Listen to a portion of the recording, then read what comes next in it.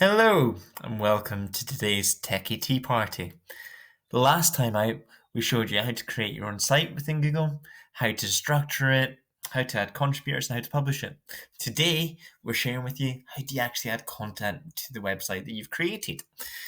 So essentially, we're going to try and show you as much as we can here, but really, we have full confidence in the system that is quite self-explanatory. So feel free to just go play, have a shot of it, add different things, see how it turns out. I think what's really useful is this is some time to really have a play, just as the students will try things out, see how it works, give it a go. Like we showed you yesterday, you can always go back. You can always go to your version history and revert back to a previous version. So just now, mistakes are okay.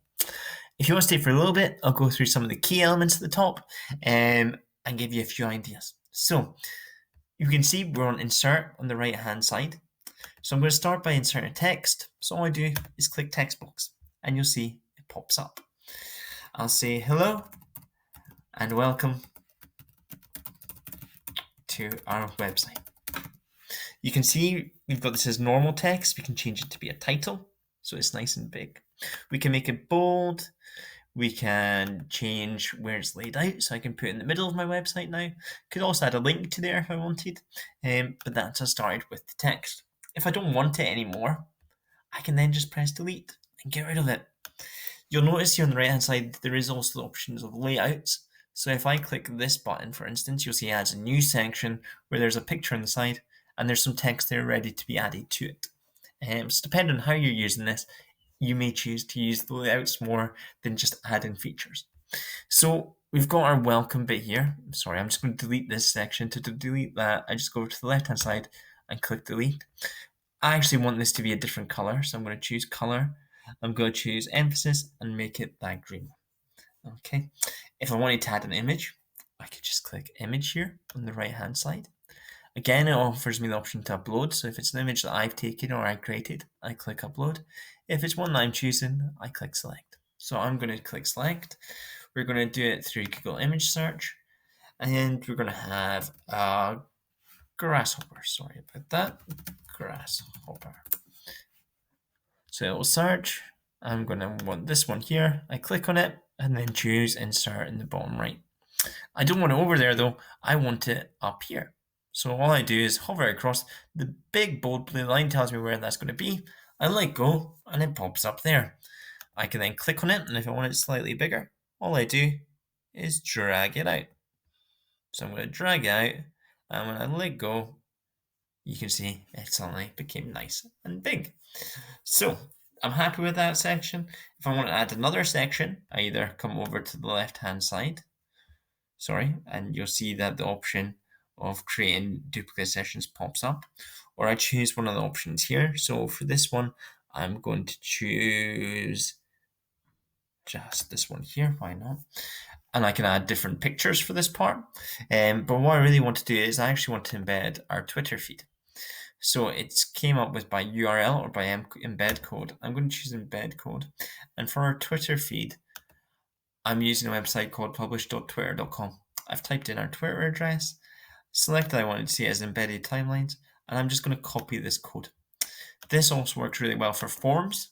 So you might want to create as a form within Google and then share the embed. So when people come onto your website, you might want to ask them just a quick few questions like, where are you joining us from? Why have you came to this website? Did you enjoy your experience? Things like that.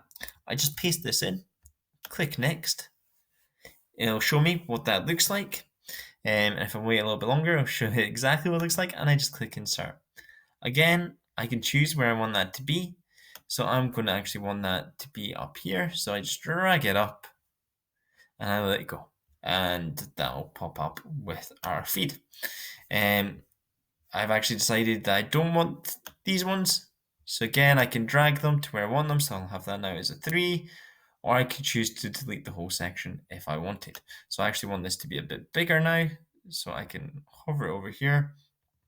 And again, if I click on it, it'll offer me the option of making it as big as I want it, and I can drag it out exactly where it goes. So you see there now that the feed is looking much, much bigger. We've then got the option of our drive. So I'm going to click on Google Drive because I want that added in. And it's going to bring up my drive and offer me the option to put in a piece of work. So let's put in this. So I just double clicked there and it came across. And again, you'll have to drag it up to where you want it to be.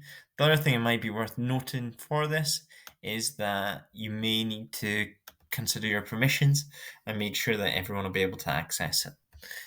So if I cross that off, but that's a nice easy way to upload things there within your Google Drive. We've talked briefly through the layouts, and like I've shown you, you can drag things out where you want them to be. Even if I click something like this with 3 images, all I would do is click another image, drag it up to the side, and I could have 4 images instead of 3. Going a bit further down, you've got collapsible text. So if I click on that, it'll add it in. So this might be things like creating little quizzes. So which insect can jump the highest? I don't know, I'm making this up. I'll say a flea. But then what you can see is it hides, they come along, they click on that, and the answer pops up. So that's really good for Q&A type little flashcards. You've got table of contents. What that does is if you've created text and used the headings functionality, it'll create a sort of index for you. So that might be really useful if you've maybe created a page around a unit of work, and it'll allow them quickly to access that. Image carousel just allows you to add different images. So for instance, on my insect website, I might want to have different insects. So if I just search insects, and I can just click insert and select image again and go through that process once more just to show you what that looks like. And once that loads up, I'll then click insert. And you can see that this then comes up with a little image, and there's 2 little dots there so that you can flick between the 2 images. So if you've maybe had a trip out and you've taken lots of photos, that's a way of kind of condensing that into one space on your site so that people don't have to draw through a whole gallery. The next thing that I would really recommend is buttons. And buttons are just nice and handy. So if I want them to jump to the ant section that I created yesterday, I type in ants, I click on links, and I can just scroll down to ant. On that, I could also type in a web address. So if I click insert just to show what this looks like, it comes up like that. I can choose field. I think I might be able to change color, but I'm not sure. Let's leave it as that at the moment. If I click another one, I'll just type in website and www.websites.co.uk and insert. You'll see that pops up just exactly the same, except it'll actually go to an external website. So that's really handy in terms of organizing things, making it nice and visual, and so that when people come on, they can clearly see where they need to go. So buttons are a good idea. Dividers just help break things up. So if I click on divider, I can then drag that somewhere else. We'll take it to the side, and you can see it just puts a line between different sections, so it just helps break up the page. YouTube, click on YouTube. I can either search for a video, or I can use my uploaded videos. So I would go to my channel and put in the videos. I can also just paste a video web address. So if there's a specific video that I know exactly what I want, we might want to use that as well. And again, we could put these beside each other, above each other, however you want it laid out. And again, if we want to change colors, we can change colors like that as well, just so the page has a bit more variety to it. Calendar, that's just a way of embedding a calendar that you've already got. So I can choose calendar. I can choose to use my calendar, insert.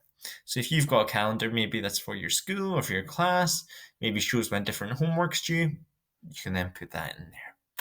Map, straightforward. It lets you put in a map. If you're making custom maps, maybe if you're doing things like audits, here are all the different places that we found bees. You can put that in. We can also put a map if this is a school website and you're wanting to find your school. If I just type in Edinburgh for the moment, you can see it comes up like that. I click select and it just pops in as a map.